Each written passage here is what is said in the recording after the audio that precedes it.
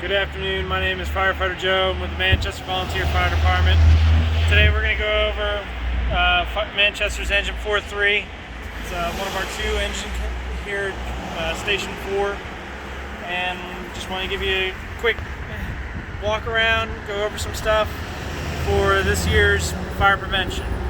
So up here we have the driver's seat. This is where the driver drives the engine to and from the calls, operates the lights and the sirens, has the radio. Coming around to the back, we have where the firefighters sit that are going to be pulling the hose lines and going in to burning buildings or responding to auto accidents. We have our radios, we have lights for everybody, and then each of our seats has a SCBA mounted for each firefighter to quickly put it on and be able to come off the apparatus with their breathing tanks on, so that way they can easily and readily respond to your emergencies. Some of the other things that we have, so the driver also operates the pump panel so that way we can get water into our hose lines to fight the fire. Right here we have our main hoses, like kids have, or parents at home have their garden hoses. We have big hoses that we use to put out the fire. These are normal ones that we'll take into your house if your house were to unfortunately catch on fire. And then we have some bigger hoses that I'll show you in a little while to go over once we get around back. In this compartment we have all our different adapters, so that way when we go to other jurisdictions such as Baltimore County or Pennsylvania, we can make it. We can hook up and supply each other with water and work together as a team to mitigate your emergencies. Other things that we have some different equipment that we would use if we're doing what we call rural water supply, which is when we have to bring the water to the fire. A lot of Manchester's service area does not have hydrants, where like in a normal city, in a normal town, you'd have a hydrant. We just hook up to the hydrant and we have water. So a lot of this equipment in here is for bringing the water to your house when we need to do those types of operations. Where can we find that water? So a lot of times we have to get that water either out of ponds. We have cisterns in certain locations that the county puts together where they we make sure they're filled with water.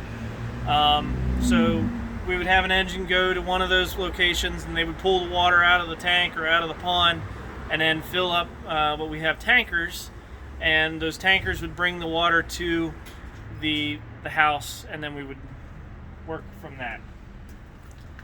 Some other things that we have a bunch of hand tools here that we use to fight fire, or to open up after the fire's been put out, to make sure the fire hasn't spread and to make sure that the fire is out inside the house.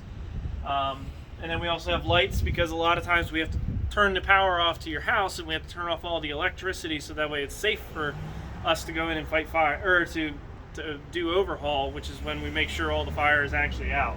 So we have to bring our own lights. So we have these nice portable lights that we bring in. These ones are battery powered. These ones we run off the truck. Down below we have some chainsaws here. We have a specialized chainsaw. This one is our cutter's edge. We use it to cut open roofs if we need to make our own chimney. So during a fire, if there's a lot of built up gases and heat, we might have to open up the roof, so that way we create our own chimney, so that way we can put the fire out quickly. Then we also carry a cordless electric saw. That's for cutting up wood. If we had down trees that are blocking our paths or something like that, we can use that. We also carry cones. So that way when we're on our auto accidents, we can set these up and help us block traffic, so that way we can be safe while we're trying to help people that are in accidents. And when we come around back, we have some of our bigger hose that I was talking about earlier. This is how we get the water from the hydrant or from wherever we're doing the rural water supply these hoses bring lots and lots of water through them, so that way we can fight the fire away from the hydrant. So you don't have to be sitting right at that water source. We can pump it to each other, and then we can fight the fire.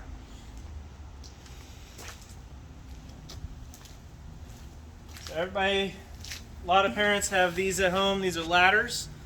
Your parents' ladders, are usually fiberglass, pretty easy. We have aluminum ladders that are heavy and strong, so that way we can rescue people out of windows and access roofs when we don't have a ladder truck available. Down below we have our big fan, so a lot of people might have a fan that they use to keep cool at night. We have a really big fan that we use to blow all the smoke out of your house, so that way we can actually see, or we can clear it out, and we can, like if your parents burn their food, we can get all the smoke out of the house really quick, and then that way you guys can go back to your normal lives. And then in this compartment up here, on the top side, we have our, we bring a special cylinder with us with the toolkit if we had to go in and save a firefighter. So we carry a lot of tools that we're looking to save you guys, but if one of our guys goes missing in a fire, we have to bring in a lot of extra stuff so that way we can help save them. And that's what this top one is at. And then in the bottom we have a lot of salvage tarps. This is how we protect your stuff during the overhaul options. So once the fire is out, but we got to keep looking for stuff, we'll cover your stuff with our salvage tarps to kind of help keep some of your memorabilia safe. And then we also carry, some of you guys have cats at home. Well, we have cat litter. We carry our own kind of cat litter. This is what we use, so that way if there's oil on the ground during accidents, we can clean it up.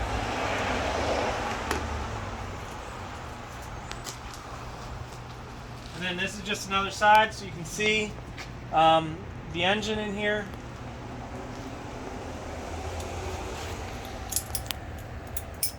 And then we have, this year we got 2 new thermal imagers. They're personalized. They're attached to the officer and then another firefighter in the back. This is so that way when we are in fighting the fire, we can find it when it's hidden, or if it's full of smoke and we can't really see. This allows us to look and find the fire. So you can kind of see how it's showing my hand and it's showing the heat. And down below it shows you the temperature of my hand. You can see firefighter Teresa's hand there as well.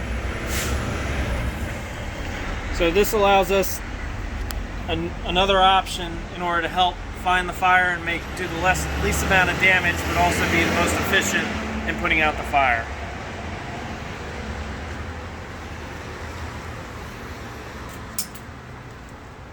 And then our last but not least, this is where the fire officer sits.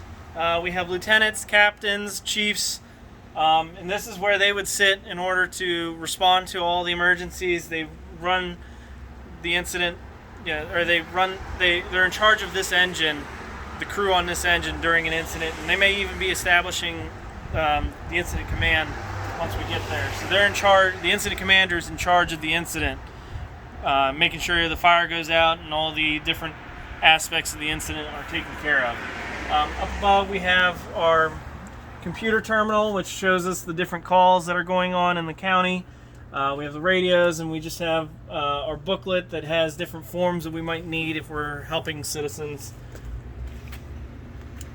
So I hope this gives you a nice little overview of Engine 4.3 and what Carroll County Station 4 has to offer. We have 2 engines, and then we also have a rescue squad that we help the citizens of Manchester and the surrounding area.